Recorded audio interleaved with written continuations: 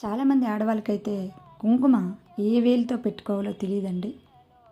కొంతమందికి తెలుసు, కొంతమందికి అయితే తెలియదు. చాలా ఈజీగా ఉంటుందని చాలా వరకు నేను కూడా చూశాను. చూపుడు వేలుతో అయితే పెట్టేస్తుంటారండి. చూపుడు వేలుతో అస్సలు పెట్టుకోకూడదండి.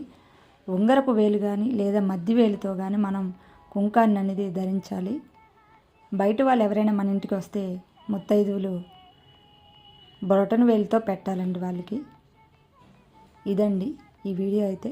చాలామందికి అయితే ఇది యూజ్ అవుతుందని అనుకుంటున్నాను. అస్సలు చూపుడు వేలుతోనైతే పెట్టుకోకూడదండి, మంచిది కాదు.